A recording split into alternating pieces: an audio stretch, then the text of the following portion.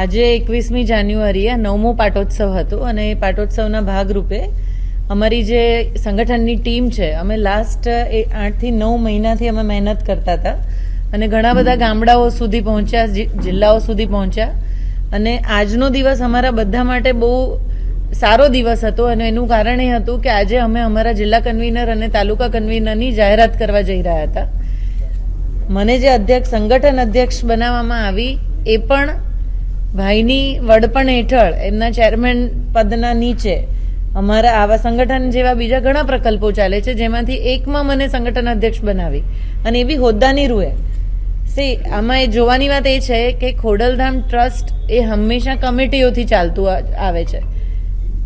હોદ્દાના ભાગરૂપે કન્વીનર સહકન્વીનર બનતા હોય અને બદલાતા હોય. તો દર વર્ષે 2 વર્ષે હોદ્દાના ભાગરૂપે દરેક જણ આવે અને દરેક જણ કામ કરે. આ એક એવી સંસ્થા છે જે ડિસિપ્લિનથી ચાલે છે અને સિસ્ટમથી ચાલે છે. એટલે હું મીડિયાને અનુરોધ કરીશ કે જે ખોટી વાતોને પ્રચાર થઈ રહ્યો છે એ ના થવો જોઈએ.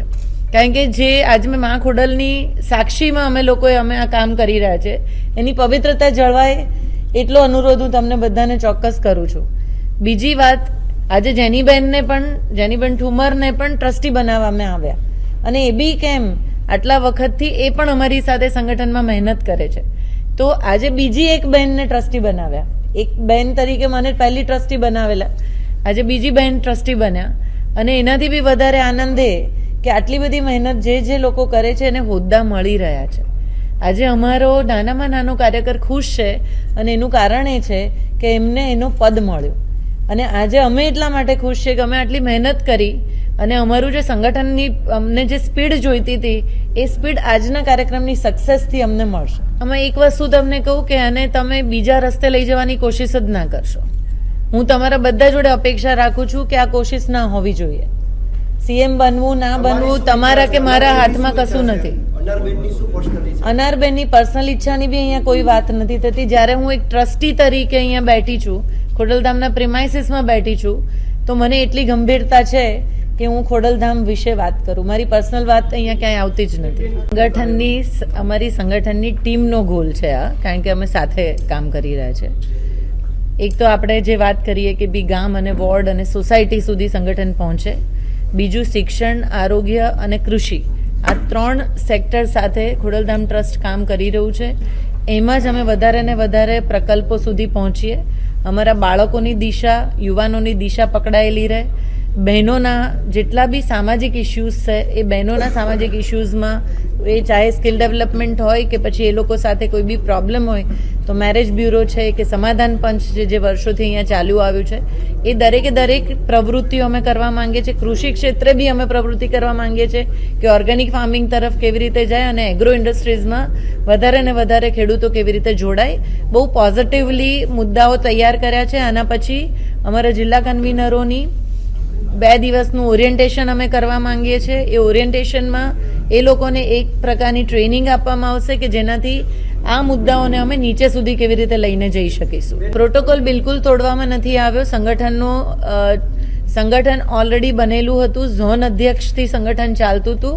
આ વખતે એક નવેસરથી પ્રક્રિયા અને હાયરાર્કી બનાવવામાં આવી. એના હોદ્દાના ભાગરૂપે આ વસ્તુ કરવામાં આવી છે. કારણ કે એક ક્લિયર મેસેજ આપવો હોય ત્યારે તમારી એક વ્યક્તિની વરણી થવી બહુ જરૂરી છે. હું એવું 100% માનું છું કે તમે અહીંયા બોલો છો એટલે ખોડલધામ સાથેનો આ પ્રશ્ન છે જ નહીં. આમ જોવા જઈએ તો કે પટેલની દીકરી પટેલમાં રહે, પટેલની દીકરી પટેલમાં રહે કે પટેલની દીકરી પટેલમાં ના રહે, એને જ્યારે પ્રેમ થતો હોય છે ત્યારે ઘરની સંમતિ વગર કોઈ પણ મેરેજ થાય એને જ લવ મેરેજ કહેવામાં આવે છે. એવું એટલી અપેક્ષા તો આપણે બી રાખીએ કે ઘરની સંમતિથી બધું થાય કે જેનાથી આપણી દીકરી સેફ રહે. સંગઠનનો વ્યાપ જેટલો મજબૂત બનશે એટલો દરેક વખતે ફક્ત ખોડલધામ સંસ્થા સૌરાષ્ટ્રમાં આટલી સક્રિયપણે ને દરેક ઘર સુધી પહોંચેલી છે એટલે ક્યાંક એમનો જે તેજ છે એ તેજ ઓછું કરવા માટેનો ક્યાંય એજન્ડા તો નથી, એ પણ વિચારવું પડશે અને આપના માધ્યમથી દરેકે વિચારવું પડશે. એટલે જ્યારે સંગઠનની વાત આવતી હોય ત્યારે વિવાદોની વાત કરીને, જ્યારે સંગઠન અને સમાજને એક કરવાની વાત આવતી હોય ત્યારે બીજી વાતોને ડાયવર્ટ ન કરીને જે આ ભૂતકાળમાં બનેલી ઘટનાઓ બન્યું હશે આ જ જગ્યાએ આ બાબતે ખુલાસાઓની મીન્સ કે જે બન્યું હશે થઈ છે બન્યું હશે એટલે અમે તો એમ જ કહેવા માંગીએ છીએ રાજકારણ ન જોવું જોઈએ. તમે પણ આ બાબતને માનો છો? આ રાજકારણ ન હોવું જોઈએ એનો સીધો દાખલો તમારી સામે અમે બંને બહેનો બેઠા છીએ કે એકનું બેકગ્રાઉન્ડ બીજી પક્ષનું છે, મારું બેકગ્રાઉન્ડ બીજા પક્ષનું છે, સાથે બંને ટ્રસ્ટીઓ છે, એ પોતે સામાજિક રીતના પોતાના હોદ્દાઓ સુપેરે એની જવાબદારીઓ નિભાવે છે. એટલે દરેક પ્રકારના